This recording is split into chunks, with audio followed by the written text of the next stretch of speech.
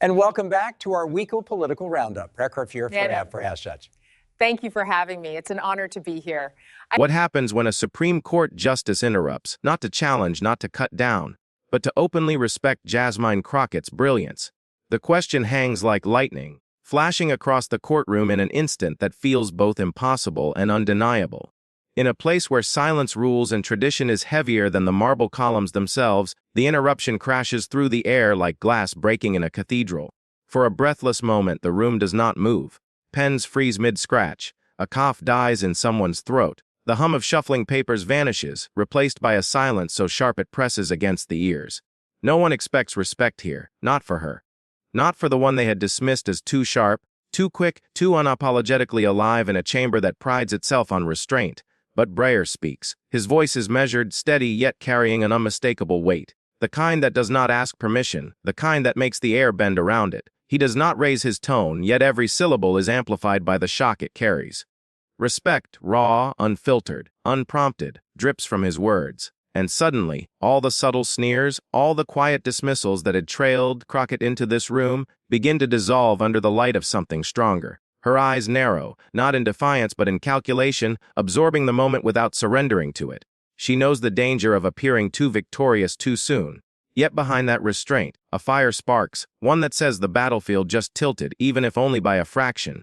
The others glance, some with disbelief, others with a flicker of irritation. Because what does it mean if the rules bend here, if tradition itself pauses for her? What if the silence is not hers to endure, but theirs to choke on? The air feels stretched, pulled thin, ready to snap. Breyer has broken the script, and once it breaks, no one can pretend it was ever solid. Why would Breyer, a man of tradition, shatter the courtroom's cold formality? And what hidden currents pushed him to place respect where others had only placed doubt? The answers will not be given here. They wait, suspended, just beyond reach, where the silence still holds. Jasmine Crockett did not arrive in that courtroom as a favored guest. She walked into a chamber designed to remind her of its weight, its age, its hierarchy. The ceiling soared with a kind of arrogance, every column whispering, "You do not belong here. We decide who speaks and who stays silent." But Jasmine was no stranger to being underestimated. Her sharpness had always been her double-edged sword, admired by those who valued truth, feared by those who thrived in shadows. To some, she was too bold, too precise, too unwilling to sand down the edges of her words. To her critics, brilliance was not an asset, it was a threat. And in this room, threats were meant to be neutralized. Arrayed against her were the familiar figures of dismissal. Men with polished shoes and polished smirks, women with carefully measured tones that cut sharper than any blade. They did not need to raise their voices, their power was in the casualness of their contempt. A raised eyebrow, a scoff disguised as a cough, the heavy pause after she spoke, these were their weapons. Subtle practice devastating. To them, Jasmine was not just a lawyer, not just a representative, she was an outsider who dared to bend language like steel. Her metaphors carried fire, her logic struck too cleanly, her presence refused to shrink. And so, they dismissed her, because dismissal was easier than defense. It was the coward's crown worn proudly in a room where tradition and condescension walked hand in hand. Yet, even in that storm, Jasmine carried herself with an almost dangerous composure. Every step she took was deliberate, as if the marble beneath her heels existed to amplify her steadiness. She was not blind to the hostility. She could feel it in the glances, the muttered tones, the unspoken pact to put her in her place. But she chose to let it wash over her, like waves against stone. This was her crucible, a courtroom where power traditionally silenced brilliance, where young firebrands were meant to dim themselves against the gaslight of precedent, where intellect was welcomed only if it mirrored the old guard's cadence.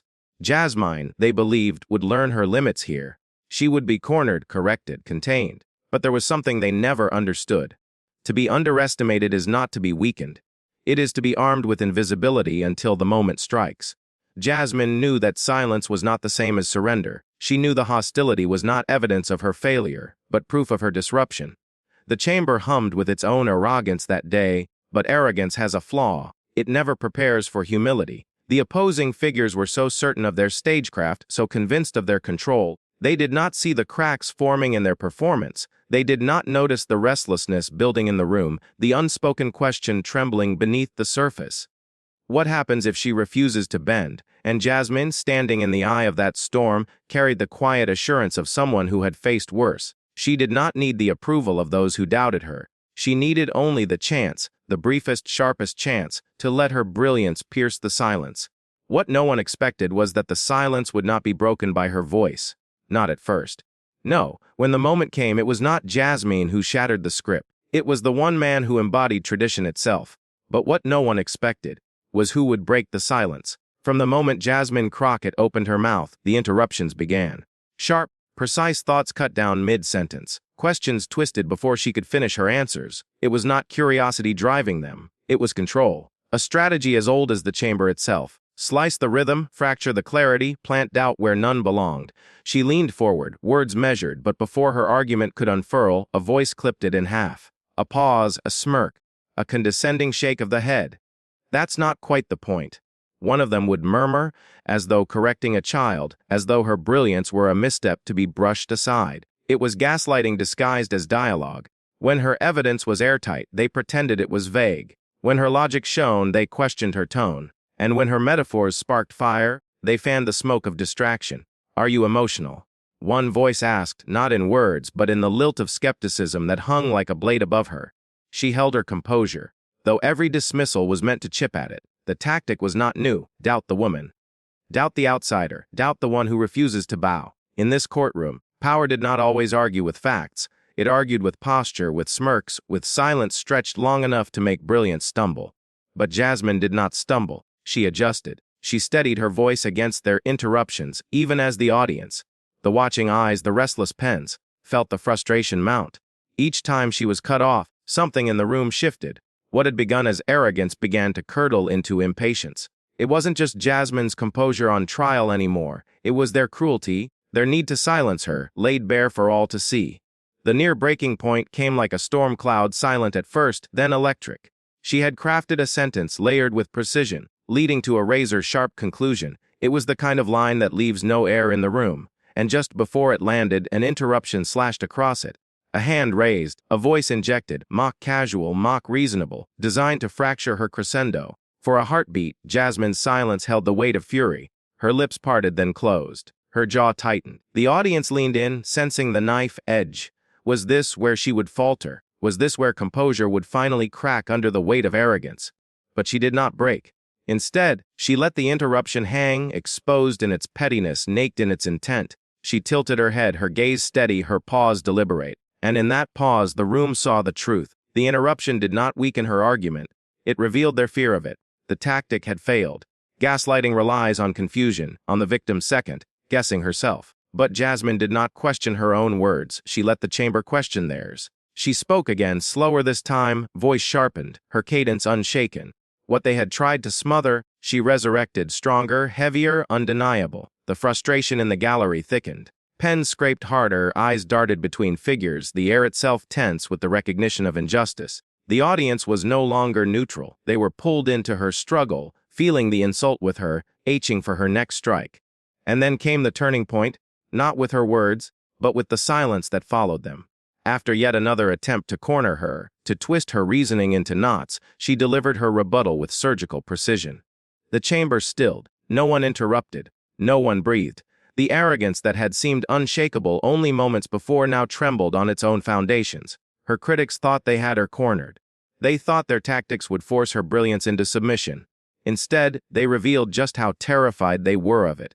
And yet, it wasn't her critics who ended up frozen. It was the court itself. The arrogance did not bloom in a single day. It was cultivated over years, watered by the certainty that their voices mattered more, their words weighed heavier, their traditions carved deeper into stone. The ones who sought to undermine Jasmine Crockett were heirs of an order that thrived on hierarchy disguised as decorum. They had seen figures like her before, or so they believed. Young lawyers with sharp tongues, reformers with fire in their eyes, representatives who thought they could bend the rules of the chamber with nothing but passion.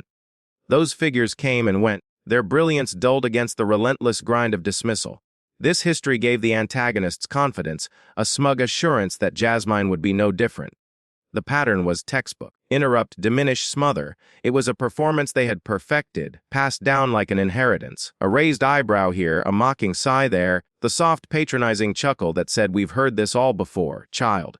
Each gesture seemed small, but together they formed a web designed to suffocate conviction. And yet, Crockett was not weaving herself into their history. she was rewriting it. Where others faltered under their weight, she steadied. Where others adjusted to their tempo, she sharpened her own. Their tactics, once devastating, now felt clumsy against her precision. Still, arrogance blinds. The more Crockett resisted, the more they leaned on their old playbook. Overconfidence became their downfall. Every time they cut her off, she returned sharper. Every time they dismissed her, her words carried more weight. Their attempt to drown her out only amplified her presence, each tactic backfiring in slow, humiliating succession. It was as if they were performing not for victory, but for exposure, showing the world their own pettiness, their fear, their dependence on tricks rather than truth. They thought they were shrinking her.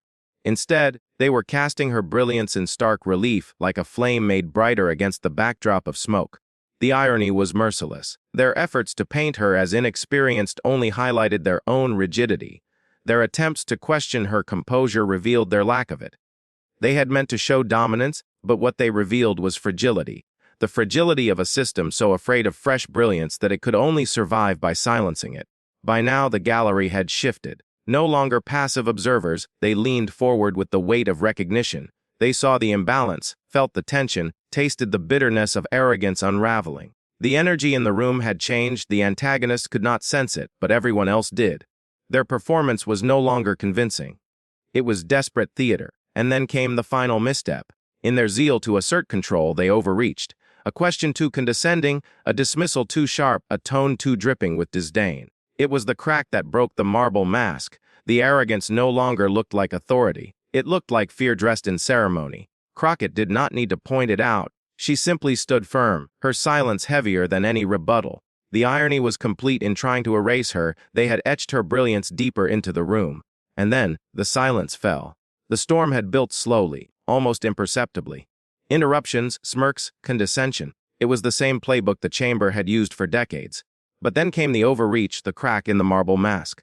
The arrogance that had once seemed untouchable now quivered, its power diluted. And in that fragile moment, when the antagonists believed they were still dictating the rhythm, Justice Stephen Breyer did something no one expected. He interrupted.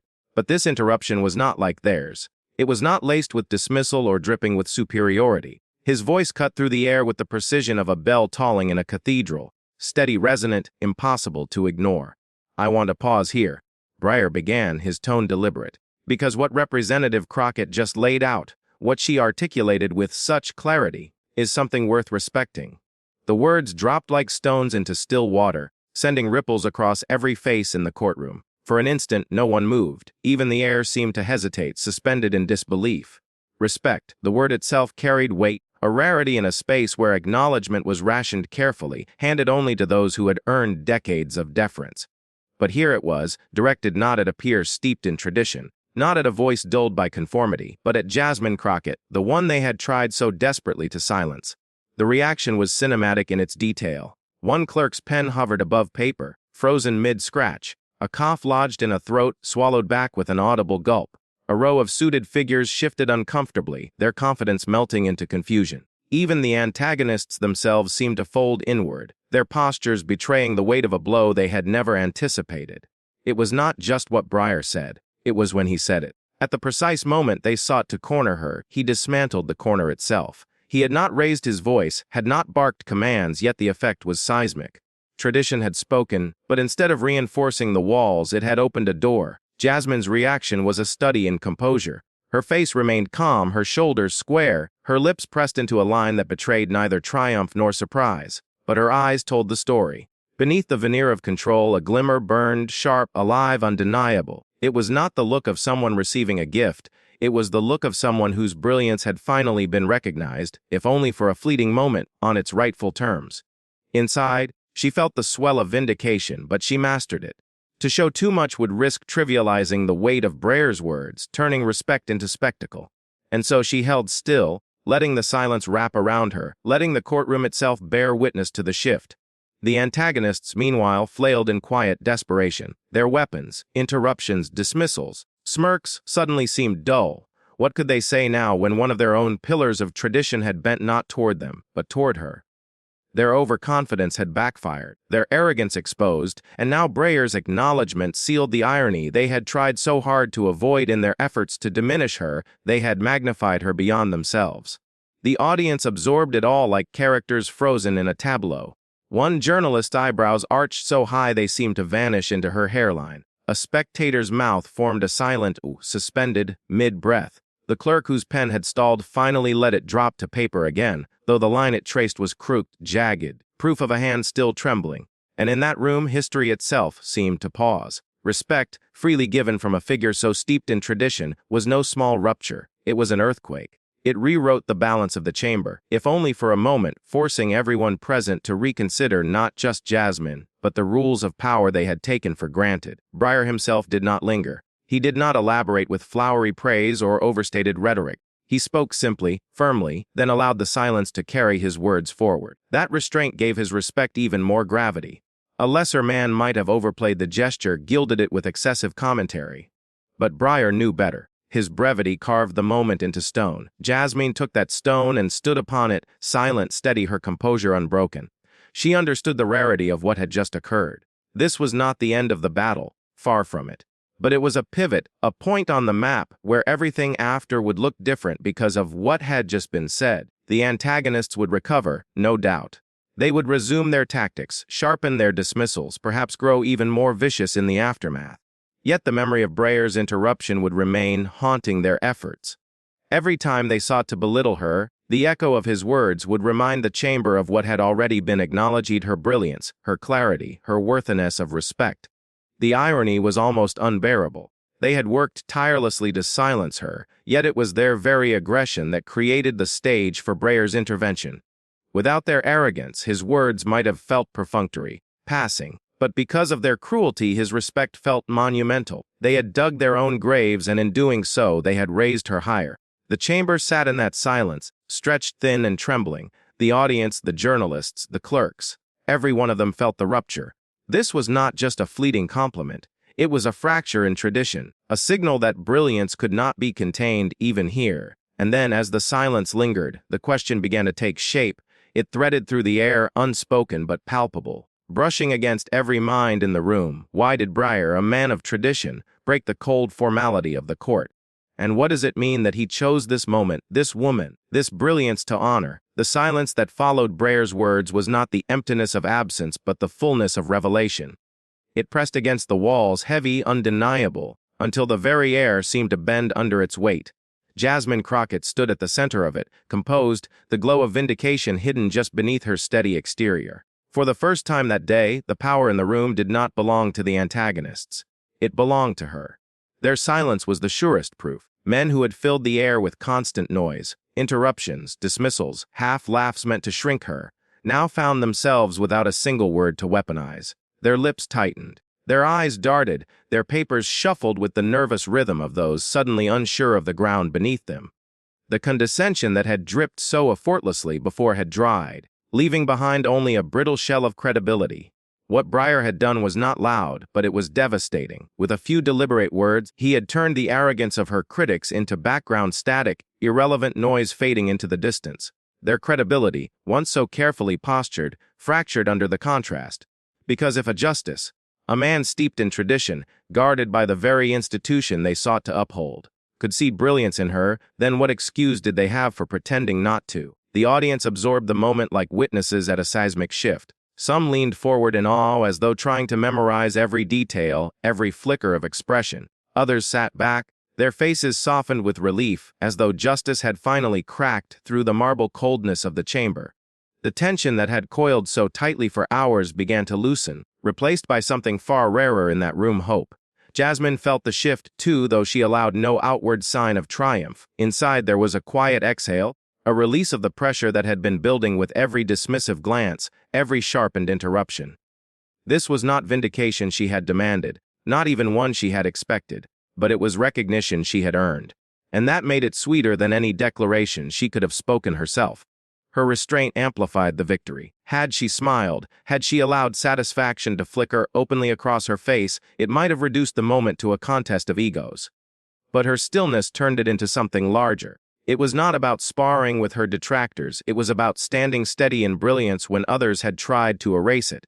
Breyer's respect had not created her worth. It had revealed it, illuminated it for all who had chosen to ignore it. The antagonists shifted in their seats, some lowering their gazes, others forcing their spines stiff as though posture alone could rebuild their broken authority. But the spell held.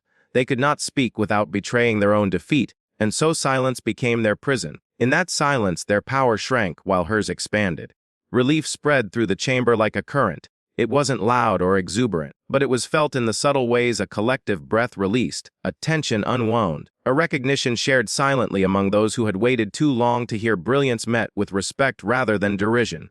Eye lingered on faces, some glowing, others simply softened, but all marked by the realization that they had witnessed something rare. Because moments like this were rare. Respect, when it came in such a place, carried with it the force of history. It rewrote narratives not by erasing the struggle, but by placing it in context, by showing that brilliance could not be buried forever beneath arrogance. Jasmine Crockett's victory was quiet, but it reverberated, proving that even the coldest chambers could be cracked open by recognition honestly given. For her, it was not about validation from Breyer alone. It was about the truth that his acknowledgement made visible. She had walked into a hostile room, faced every tactic designed to make her small, and had not only endured but shifted the axis of the room itself. The respect was not a gift, it was confirmation. Proof that her composure, her clarity, her brilliance had not been imagined, not overstated but real enough to command acknowledgement even from the highest seats of tradition. The courtroom, once rigid and formal, now felt transformed, as though its walls had absorbed the shock and softened. What had been an arena of hostility dissolved, if only for a moment, into a place where respect was possible. And in that transformation lay the deeper reflection how a single moment, a single acknowledgement, could tilt the narrative, could ripple outward far beyond those marble walls. Because outside that room, the story would not be told as an interruption, but as a revelation. It would be carried in headlines, whispered in corridors, replayed in memory. It would remind those who dismissed brilliance too easily that even tradition could shift, that even silence could be broken in the most unexpected of ways. And so the chamber sat, suspended in its new reality, every eye aware of the pivot they had just witnessed. Jasmine Crockett had not raised her voice, had not begged for recognition. She had simply stood firm until respect found her, and in doing so, she had redefined what victory looked like, and outside that room, the ripples had only just begun. The silence of the courtroom was only the beginning. By the time the doors opened and the echoes spilled into the wider world, the story had already begun to transform. Headlines sharpened overnight, carrying the moment like a spark carried on the wind. Breyer breaks tradition to praise Jasmine Crockett. Respect in the courtroom shifts balance of power. The words appeared in bold fonts across networks, glowing on phone screens, pinging in notifications that demanded attention, and with each headline, the narrative spread further that something rare had unfolded, something that could not be ignored. On social media, clips circulated at lightning speed.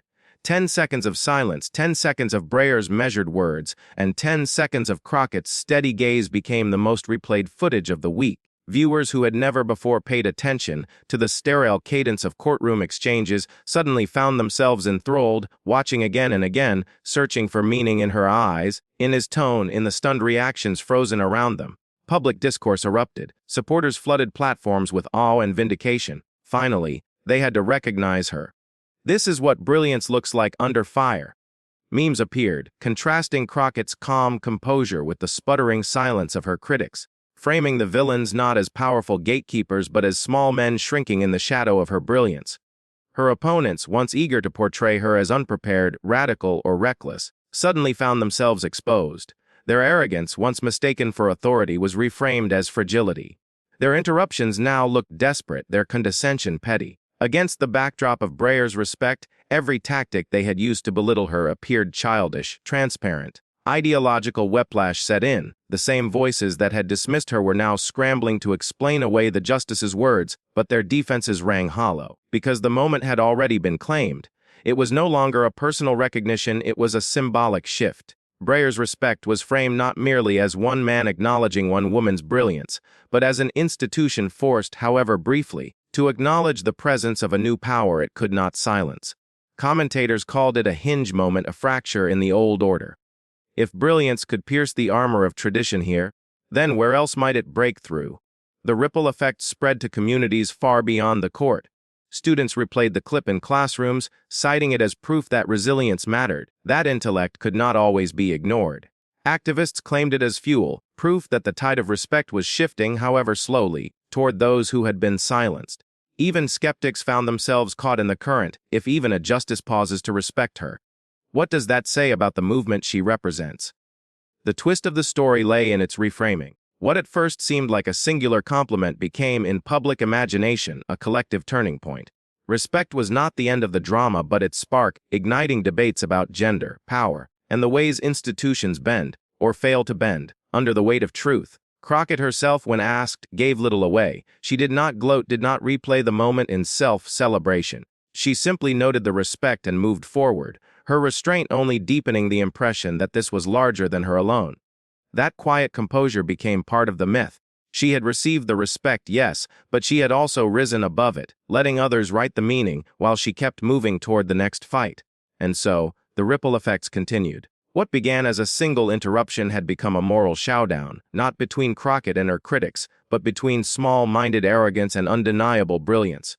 And in that battle, the verdict was clear. If the courtroom had frozen in silence, the internet roared. Within hours, the clip of Breyer's words was everywhere, trimmed, captioned, replayed in endless loops. The moment became more than an interruption, it became a mirror for millions who had long waited to see brilliance recognized without apology.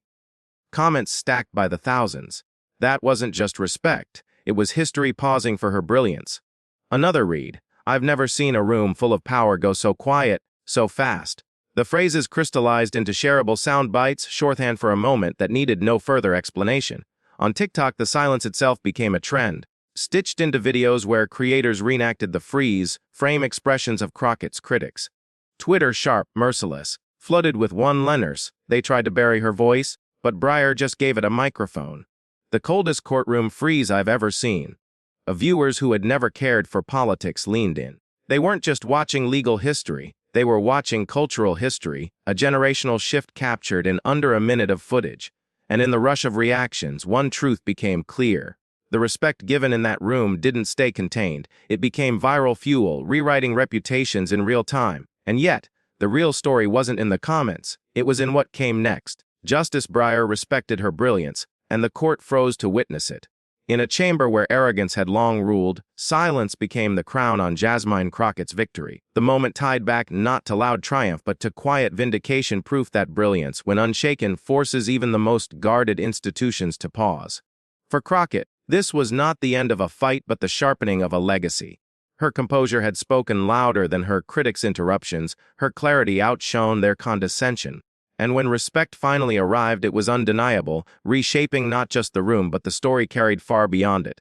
The payoff was emotional, cathartic, the hero vindicated, the villains diminished, the audience reminded that sometimes history pivots in the span of a single sentence. Yet with every victory comes the shadow of what lies ahead, because if a single question can silence a courtroom, imagine what happens in the next battle. And that's where you come in. Whose side would you have been on? Was this the coldest freeze you've ever witnessed? Drop your thoughts below, share this moment, and subscribe. Because the next clash might change more than the courtroom. It might change everything.